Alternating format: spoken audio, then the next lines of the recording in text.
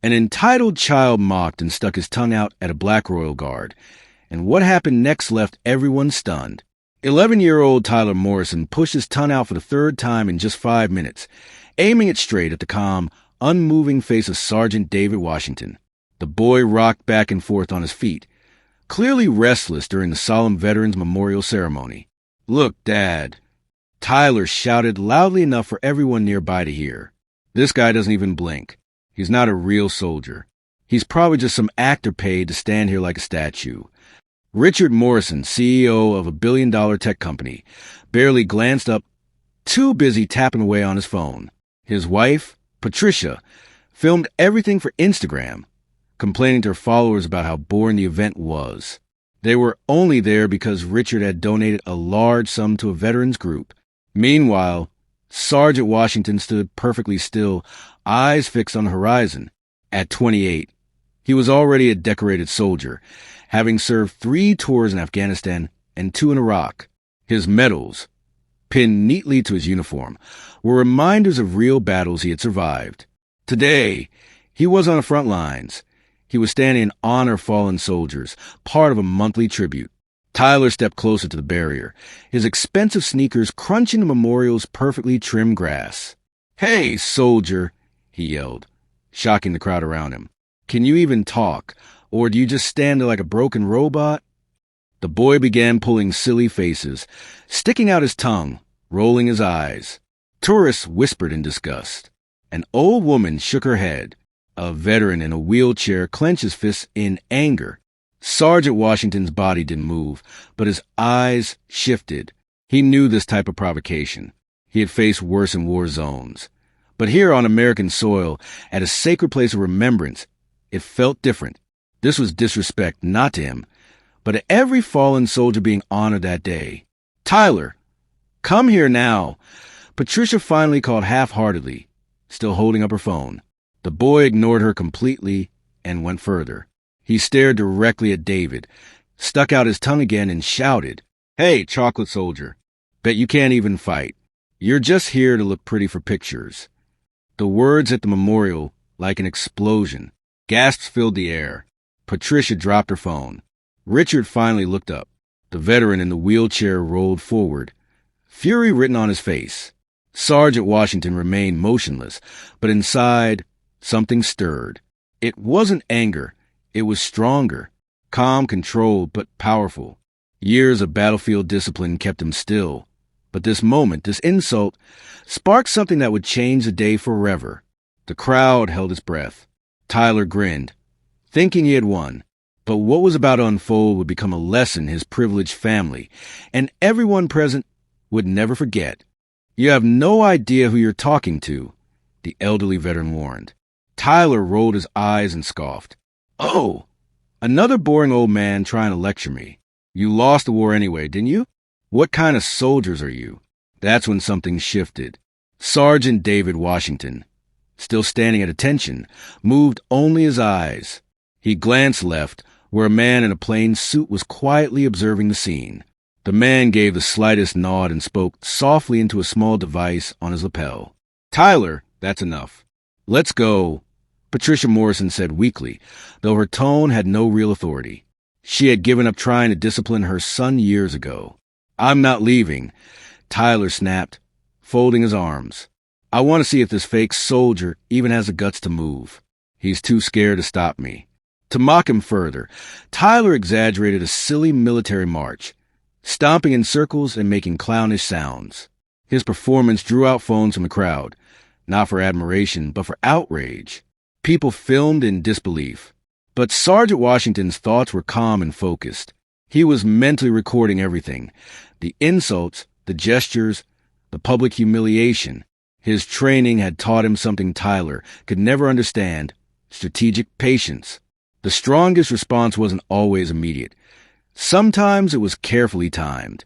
The suited man continued speaking into his device. David knew exactly who he was contacting, because David Washington wasn't just a decorated combat veteran. He was a West Point graduate with a degree in military psychology, trained in reading human behavior under stress. And beyond that, he came from a powerful family. His father, Colonel James Washington, was a top military advisor to Congress. His mother, Dr. Angela Washington, was one of the most respected civil rights lawyers in America. Tyler Morrison had no idea who he was provoking. "Mom, look!" Tyler yelled, now out of control. "The little soldier won't even move. If I threw something at him, he'd just stand there. Pathetic." Each insult only fueled something deep within David, not anger, but strength. A quiet force built on resilience. What the Morrisons didn't see was that every cruel word was setting the stage for their own downfall, not by rage, but by strategy. The suited man finished his call and stepped forward.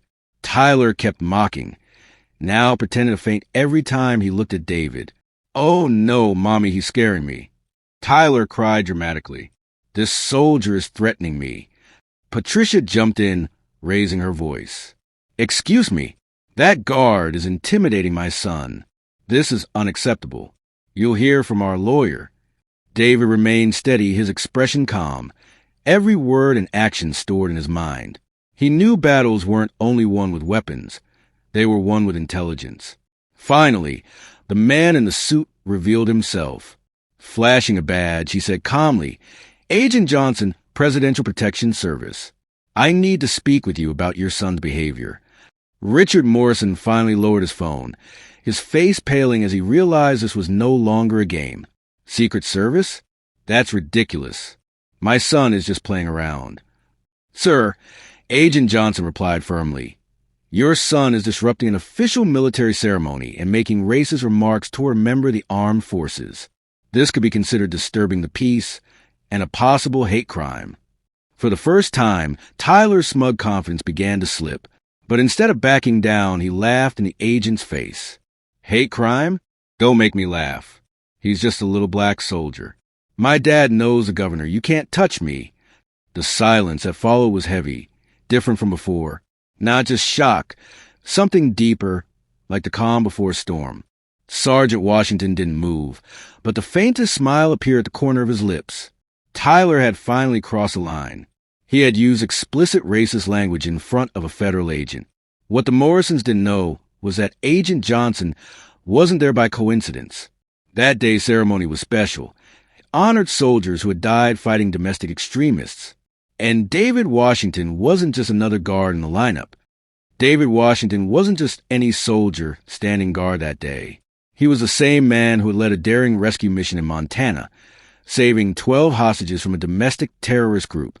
Only 6 months earlier, he had been honored personally by the President of the United States.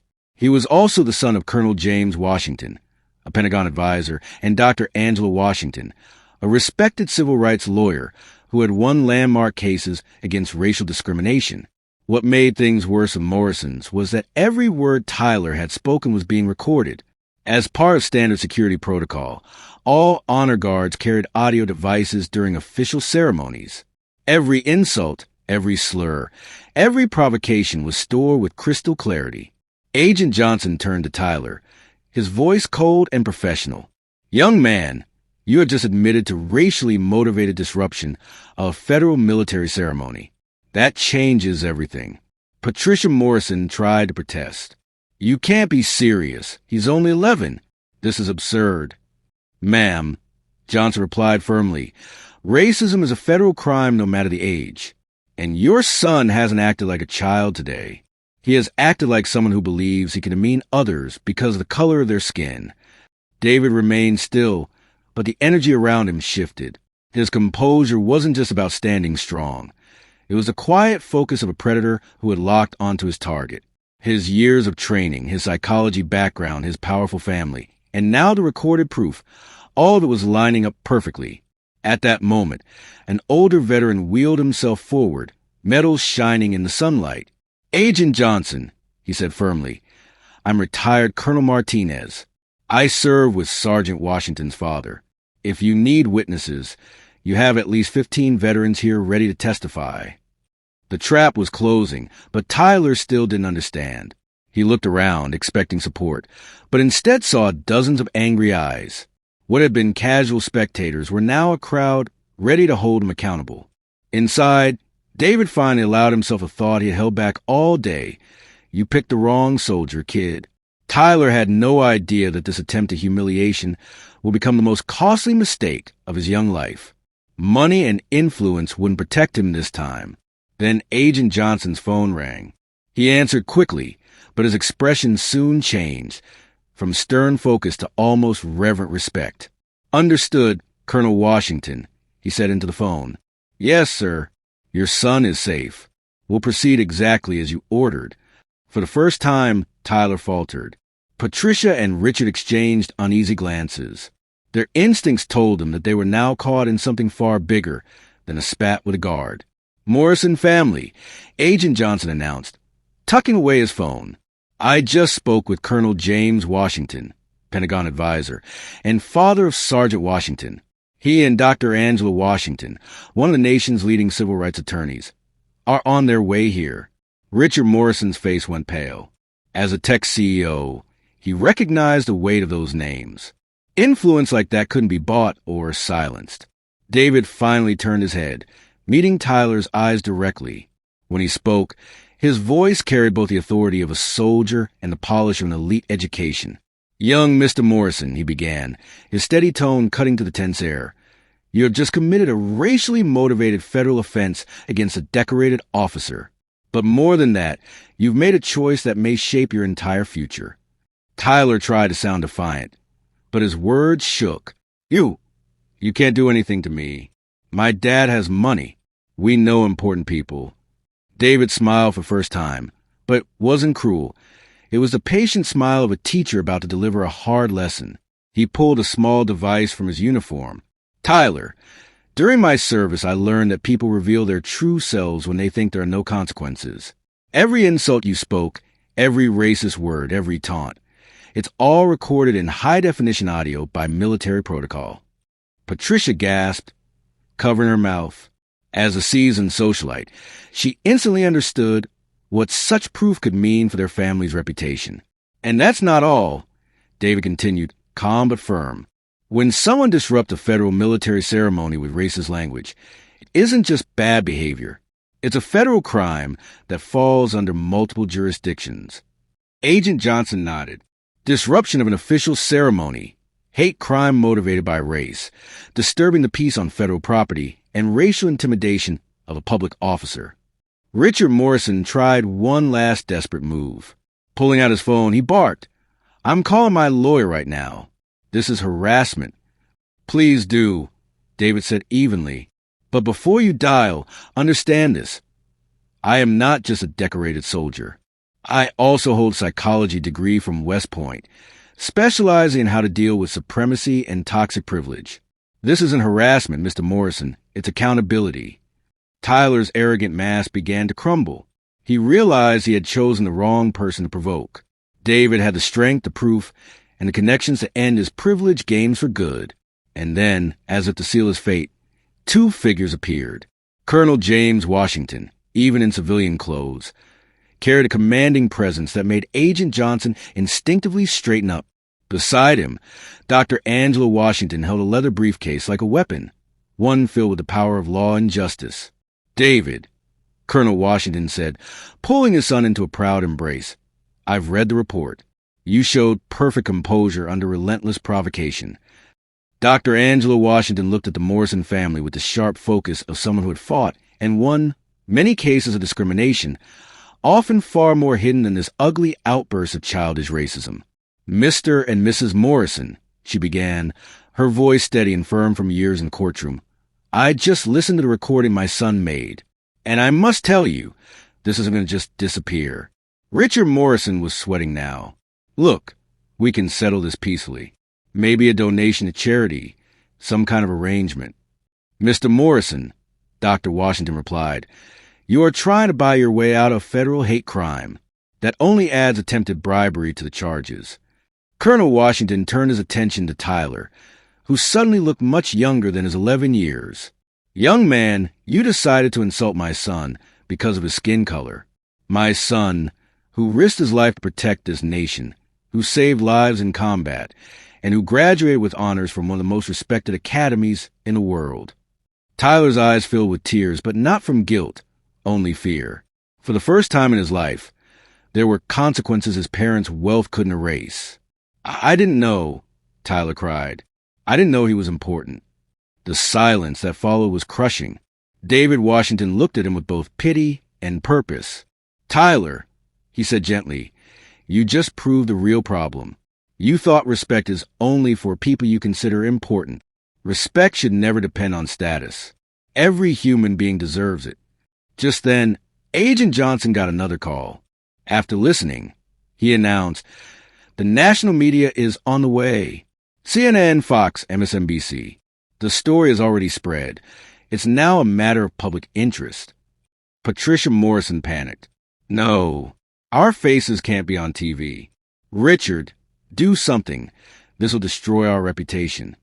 Mrs. Morrison, Dr. Washington said calmly, almost surgically, your social standing is already gone. Federal prosecutors are already reviewing the recording. The only question left is whether you will cooperate and let your son learn from this or fight a battle you cannot win. Colonel Washington added firmly, as a father, I understand your fear for your son. But as a man who served this country, I will never let racism against my son be brushed aside or covered up with money. Tyler looked around, searching for rescue, but saw only stern faces. For the first time, he realized that actions carry consequences far beyond wealth or privilege. David stepped closer. Tyler, you're 11. That means you still have time to learn and change. But change comes from facing consequences, not from parents buying you out. At that moment, the first news van pulled up. Reporters rushed forward, cameras ready. The story of a spoiled boy racially humiliating a decorated soldier was about to explode nationwide. The Morrison family understood they had just made the most costly mistake of their lives. As the cameras flashed, Tyler realized too late.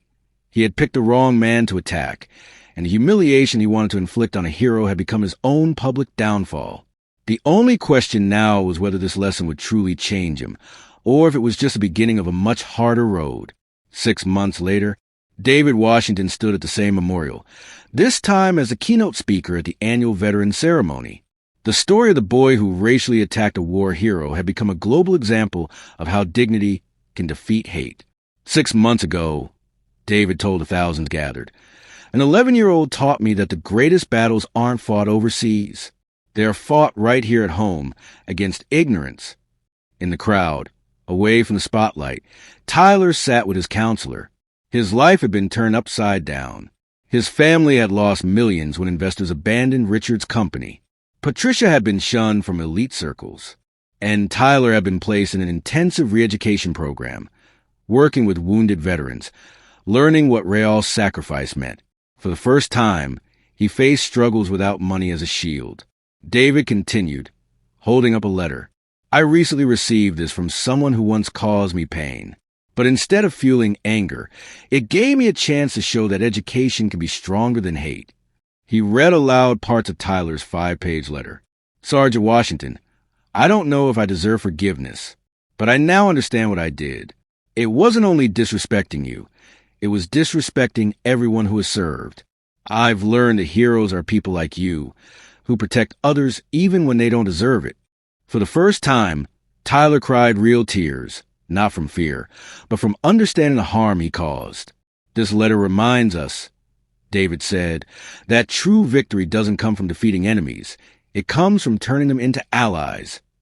After the ceremony, Tyler walked up hesitantly. Sergeant Washington, thank you for not giving up on me when everyone else thought I was hopeless. David smiled warmly, extending his hand. Tyler, no one is hopeless if they're willing to do the hard work of change. I'm proud of you. That handshake symbolized more than forgiveness. It represented growth, transformation, a lesson the whole world could learn.